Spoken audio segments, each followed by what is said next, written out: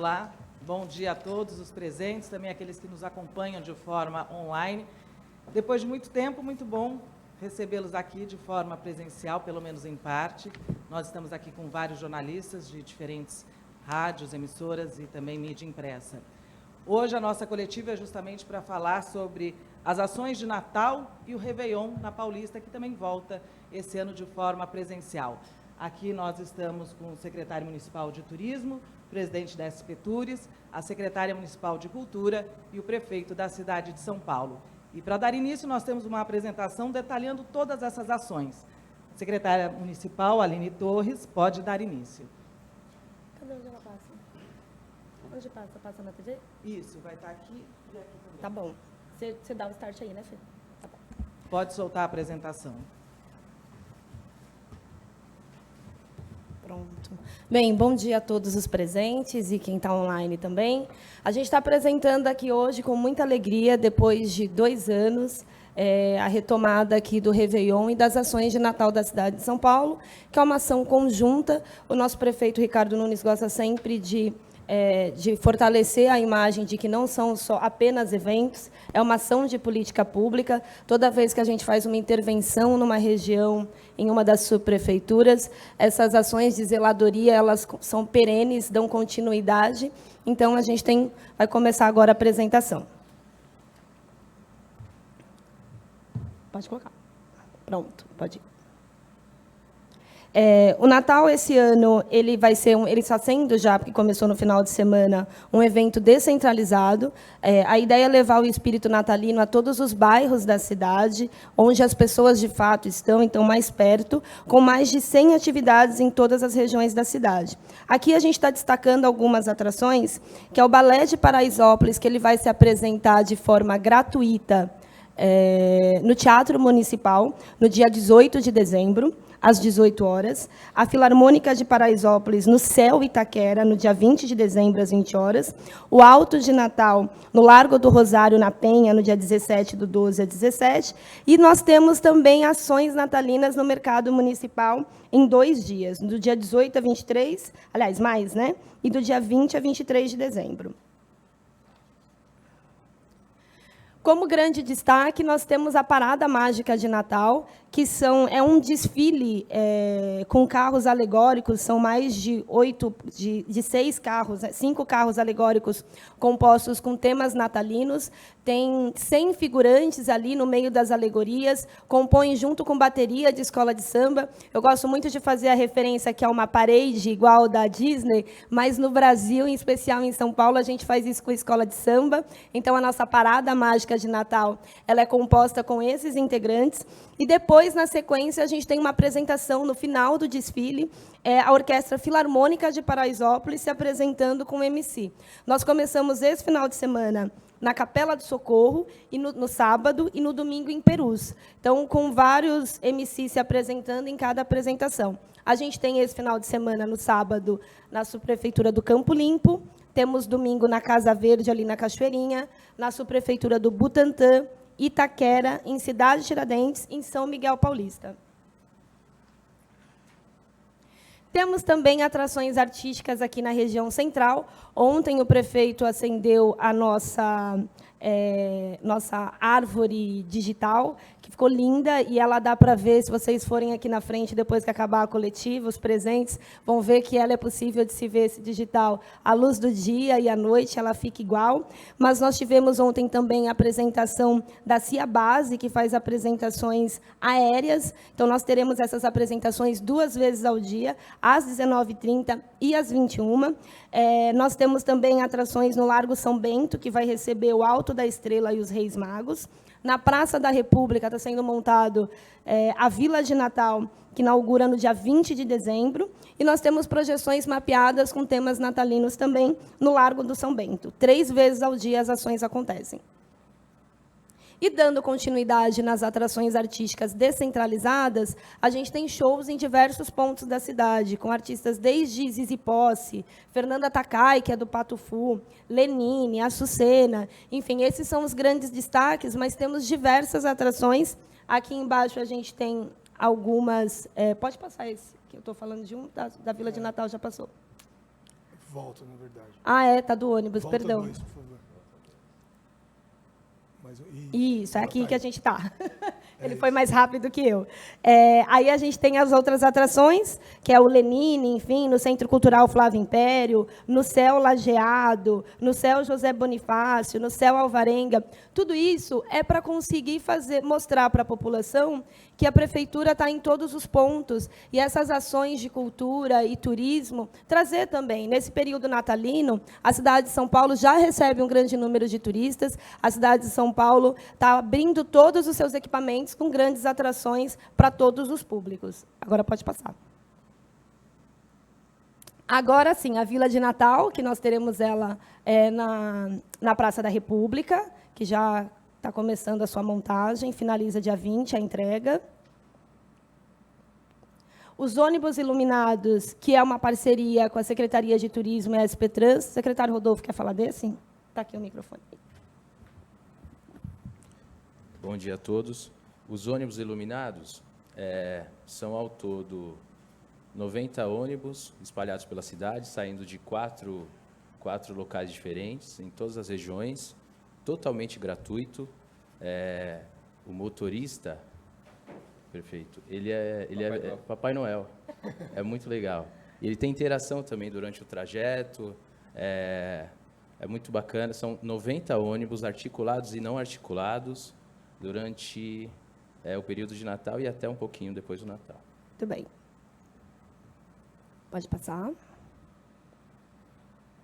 Aqui as atrações artísticas, reforçando mais um pouquinho. Então, são os shows nesses diversos pontos da cidade. Aqui a gente está dando destaque para esses que eu falei agora há pouco. Mais uma vez, reforçar o Balé de Paraisópolis, que é um dos balés mais lindos que a cidade tem, que vai se apresentar de maneira gratuita no nosso Teatro Municipal, fazendo uma apresentação do Quebra-Nozes. Cadê o Mancha Verde? O Mancha Verde? No Réveillon. Réveillon. Pode passar, filho. Aqui, um destaque, que o nosso Mercadão ele é um lugar que recebe um grande número de turistas. As pessoas vão no Mercadão para comer o lanche famoso de mortadela e vão conseguir ver Noite Feliz, ver a parada de Natal, que também vai acontecer lá. Enfim, Anoiteceu no Frevo. Várias atrações natalinas a gente também tem em parceria com turismo e cultura no Mercadão, em vários outros destaques, né? A luz de Natal no CTN, na zona norte da cidade, as árvores de Natal no Vila Lobos, que o prefeito inaugurou, acho que tem 2 ou 3 semanas, não lembro. E a decoração da Avenida Paulista, enfim, a parada natalina na freguesia do Ó, que também acontece até esse final de semana, e os passeios dos ônibus, enfim, e o Festival Gastronômico de Natal aqui na região central. Pode passar. Temos também as 32 árvores distribuídas nas 32 subprefeituras da cidade. Quer complementar? Sim. Bom dia a todos.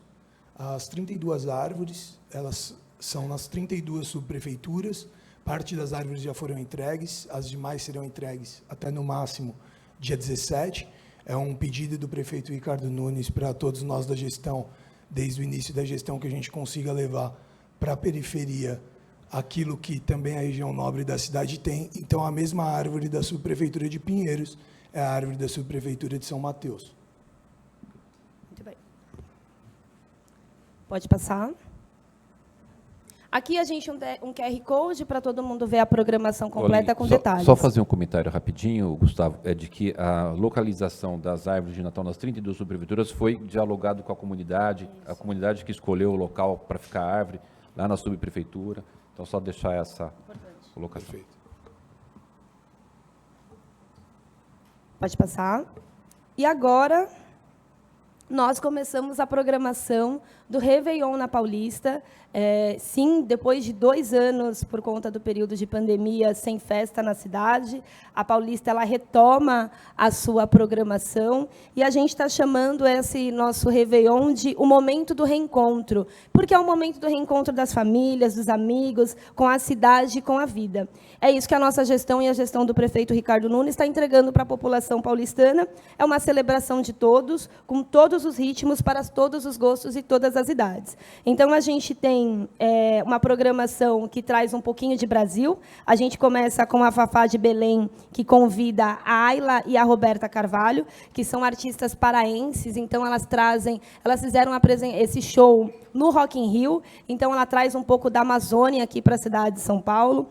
Nós temos o padre Fábio de Mello convidando alguns artistas. Então, ele recebe a Ziza Fernandes e o grupo, era aí que não está na apresentação, Preto no Branco, que é um grupo gospel também, muito conhecido e bonito.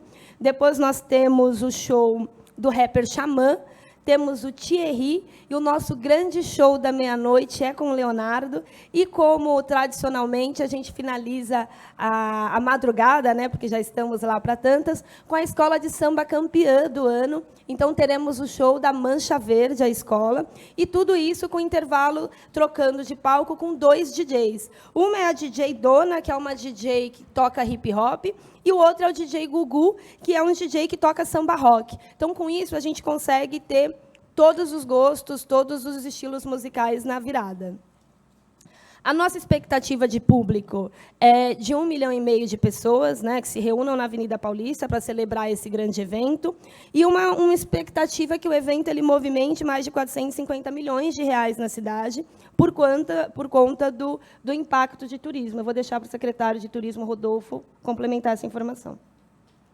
É isso. Os números são um pouco menores do último Réveillon de 2019, até porque a gente teve essa vacância de 2 anos sem evento na região da Paulista, e a ideia é que a gente ajuste, agora com o Observatório de Turismo e também com a pesquisa da FGV, a quantidade de público e o impacto financeiro que isso causa na cidade, né? Então, o número aproximado de 1,5 milhão de pessoas, o impacto de 450 milhões em retorno para a cidade, tendo em vista que a licitação para o Réveillon foi na ordem de 5 milhões alguma coisa, 6 milhões de reais.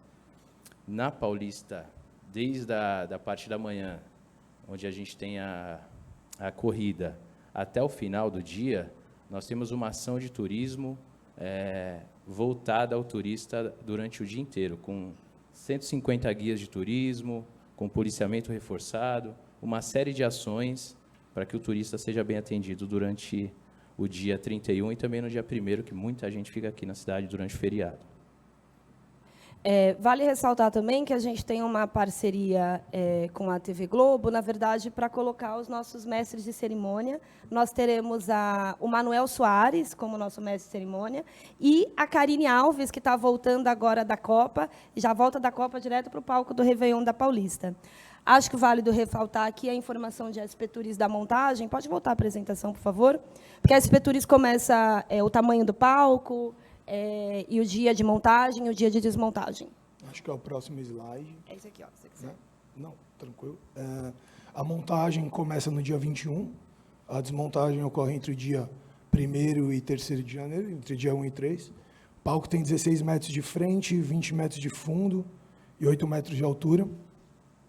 O credenciamento para a imprensa será aberto a partir do dia 15, e sobre os fogos, que sempre é um ponto debatido, os fogos serão conforme dentro da lei, com o mínimo de ruído previsto, como previsto em lei, teremos fogos sem estampido.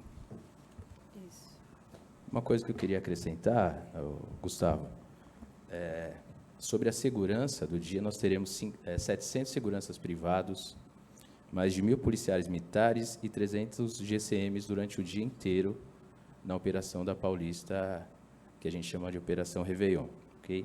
Mais 150 guias de turismo também dando atendimento à população.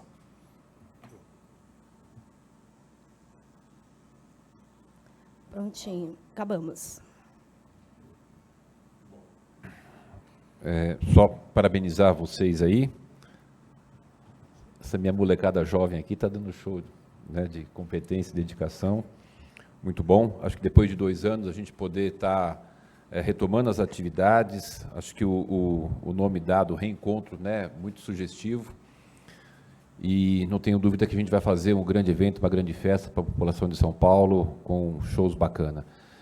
Só queria frisar, como eu sou palmeirense, todo mundo fala mancha verde porque o prefeito é palmeirense. Não é. Então, antes de que qualquer tipo, é porque a mancha verde foi a escola campeã desse ano, como do outro ano, na Paulista, a escola que se apresentou foi a escola campeã daquele ano, que eu não me lembro qual que foi.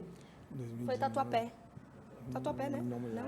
Águia, Verdade, Águia. Águia. Então, antes que tenha algum comentário, já deixar isso claro.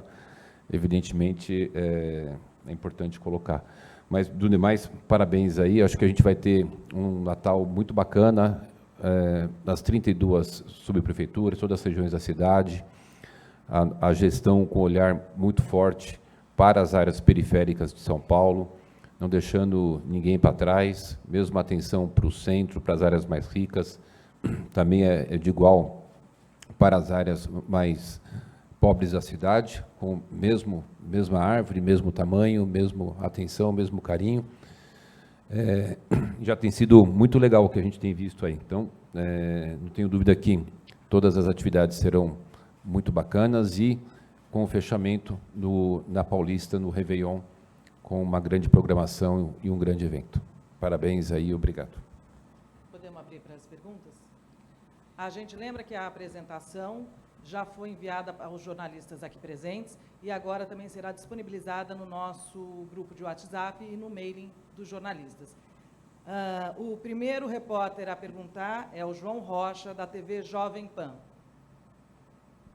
Muito bom dia a todos. Prefeito, eu queria entender se vai ter algum investimento da iniciativa privada, e o secretário falou sobre o edital de 6 milhões. É isso, secretário? O senhor falou. Vocês podem explicar um pouco melhor esse ponto, por gentileza?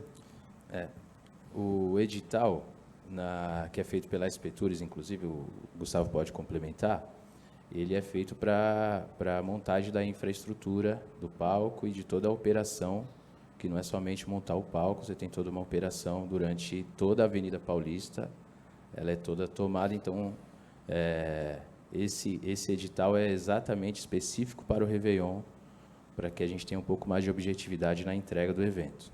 Tá? Ele foi feito, inclusive, pela Espetures. Esse edital é por conta da estrutura do Réveillon. A gente está terminando as análises dentro da Espetures, mas a economia é de aproximadamente R$ 1,5 milhão dentro desses 6 milhões que o secretário Rodolfo citou, é toda a parte de estrutura que está envolvida no edital. A próxima pergunta é da repórter Indianara Campos, da TV Globo. Bom dia a todos. A minha pergunta é sobre os protocolos relacionados à pandemia para esses eventos que devem atrair uma grande quantidade de pessoas, né? Esses protocolos já foram pré-estabelecidos? Existe a possibilidade de voltar essa obrigatoriedade, por exemplo, do uso da máscara, ou vai ser apenas uma recomendação? Obrigado. Todas as ações da Prefeitura, agora, e sempre foram assim, desde o início da pandemia, sempre com a orientação e acompanhamento da nossa vigilância sanitária, que a gente tem muito orgulho, né, de ter aqui um alto nível dos nossos profissionais da área da vigilância sanitária. Eu devo trazer para vocês essa semana uma notícia muito boa, que a gente chegou no platô, está caindo, né? Já estou aqui um pouco antecipando, porque foi a conversa preliminar que eu tive com o secretário de Saúde ontem, o doutor Zamarco, que ele já me indicou que está caindo a questão dos casos de contágio, mas eu vou apresentar o relatório essa semana para vocês.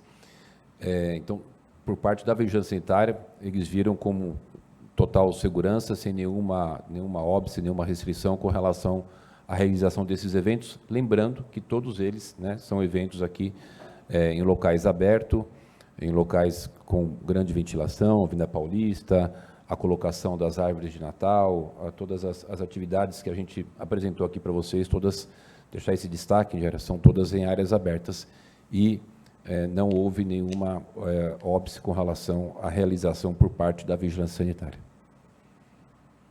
Além do assunto aqui da nossa coletiva, alguns jornalistas presentes também têm outros questionamentos. Agora, o repórter Leandro Gouveia, da Rádio CBN. Bom dia a todos, prefeito. Primeiro, sobre o Réveillon, fiquei na dúvida ainda sobre patrocínio, sobre o edital. Já há interessados? São várias empresas? É possível dar algum detalhe em relação a isso? E só confirmando, então, é 1,5 milhão dos 6 milhões, o restante a própria prefeitura é que vai bancar. Tem alguma diferença em relação a anos anteriores sobre esse financiamento? E aí eu tenho uma pergunta sobre outro assunto, posso fazer depois? Bom, tudo bem. Já tivemos 2 interessados, um vencedor já, mas está sendo analisado todos os documentos. Dentre a proposta dele é 1,5 milhão desses 6 milhões, os demais serão custeados no contrato da SP Tours com a Secretaria de Turismo, sim, pela Prefeitura. Gustavo, se é bom você falar que foi publicado no chamamento, no Diário Oficial, né? Então, Foi publicado o chamamento, as empresas interessadas tiveram o tempo, para apresentar a proposta. claro que juridicamente previsto para apresentar a proposta. Tivemos 2 propostas, dentre as 2 propostas, uma vencedora.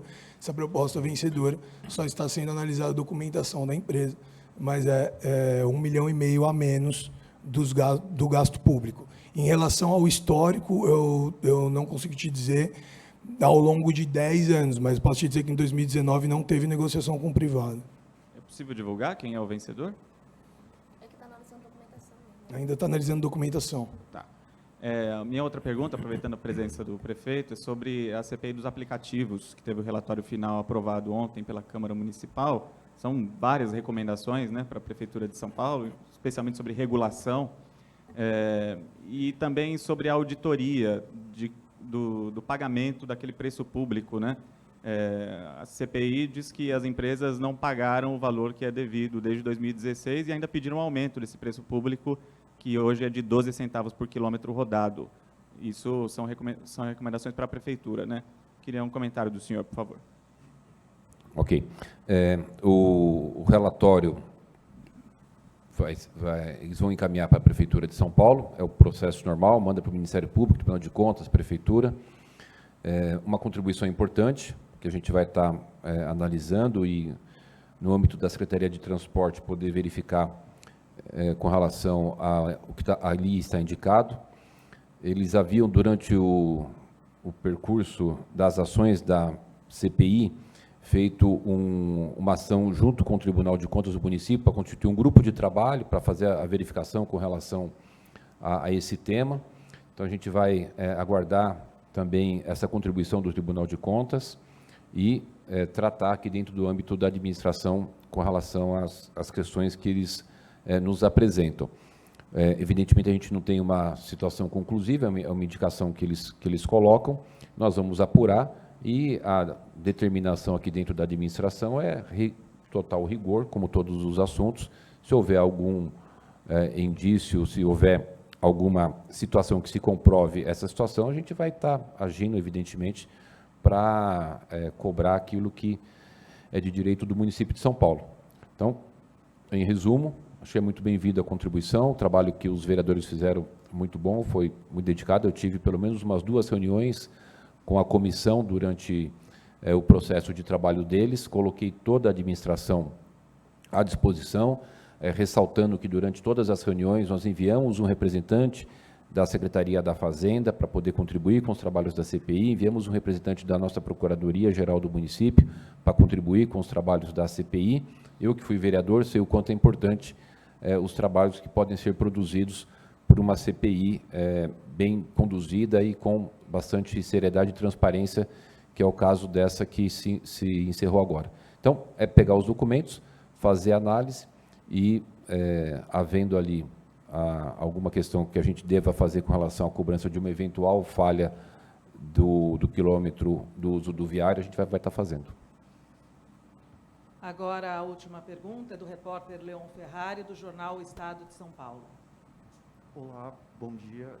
A minha pergunta é para o prefeito Ricardo Nunes em relação à questão da viabilidade do passe livre e também da necessidade ou não do reajuste na tarifa dos ônibus municipais para o ano de 2023. Eu sei que o senhor tinha uma reunião com o governador eleito Tarcísio nessa terça-feira, ela vai precisar ser remarcada, quero saber se tem alguma data nova e se tem alguma novidade em relação a essa viabilidade do passe livre e da necessidade do reajuste da tarifa.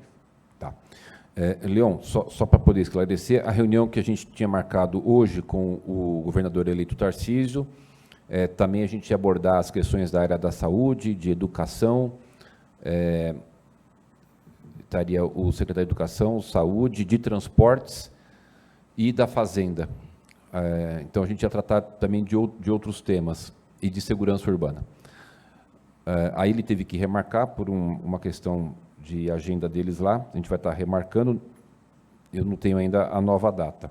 Com relação à questão da gratuidade do transporte, eu queria voltar a ressaltar de que eu havia feito uma solicitação de estudo para a SP Trans e que é uma atividade normal do prefeito pedir estudos, né? Eu já tinha pedido, por exemplo, um estudo da FGV em maio, que eu recebi, ontem eu estava revendo, recebi dia 18 de maio.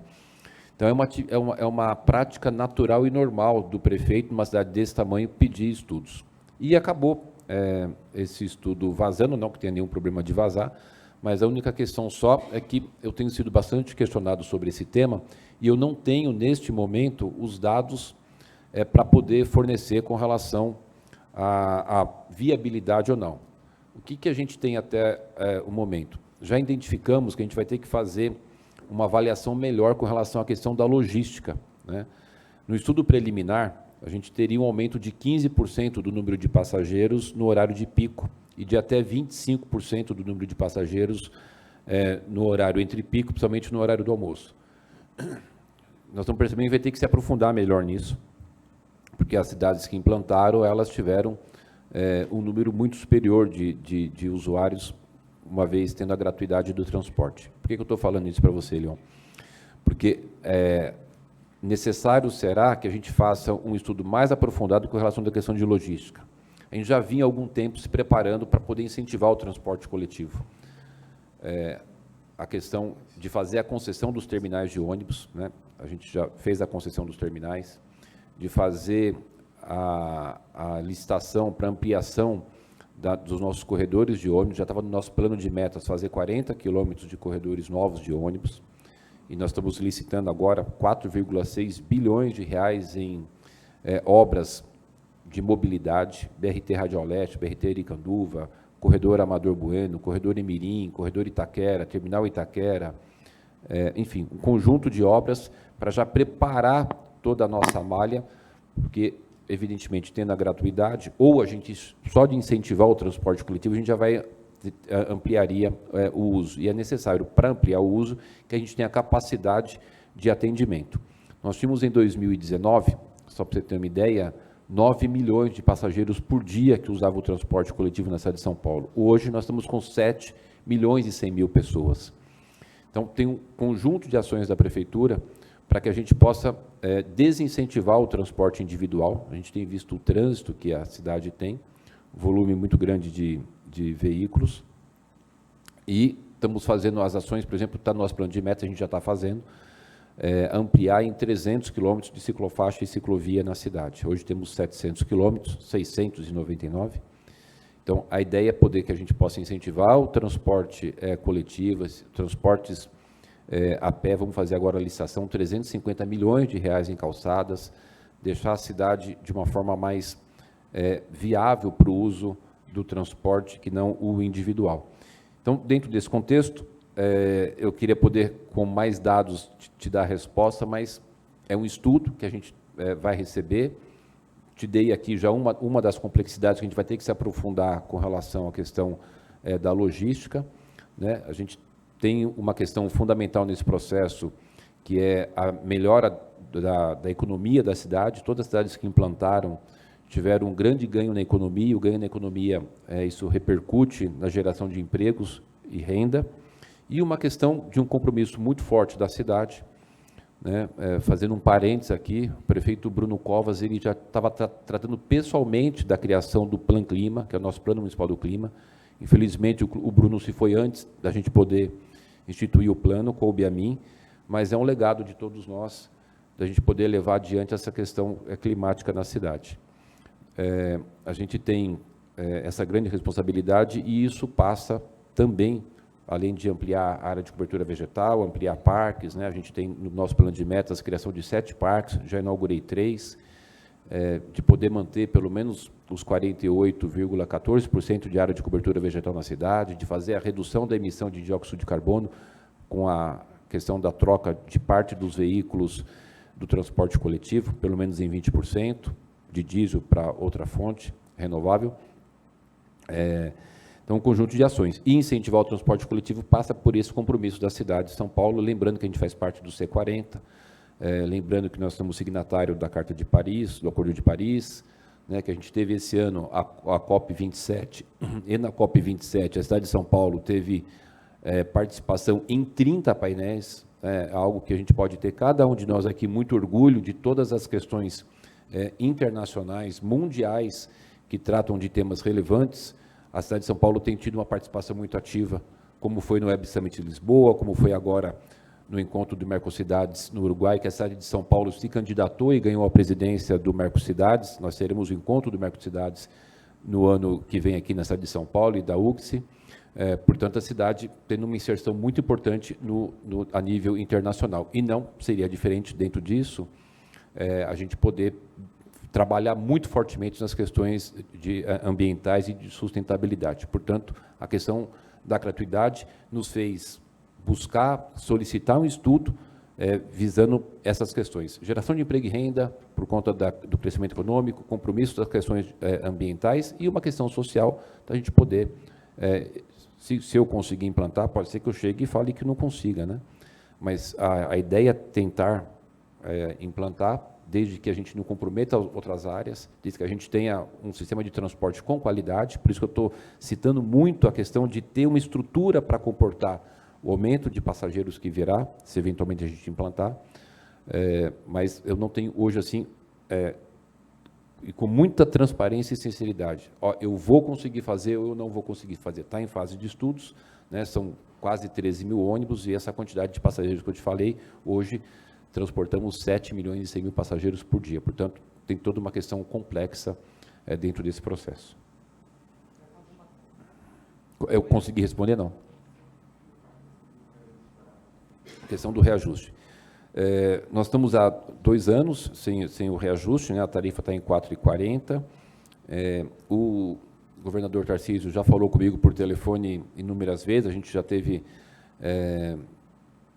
falando desse assunto presencialmente, não com a pauta específica, mas de outras conversas de entrar no assunto. A ideia é de que a gente mantenha a tarifa sem a correção.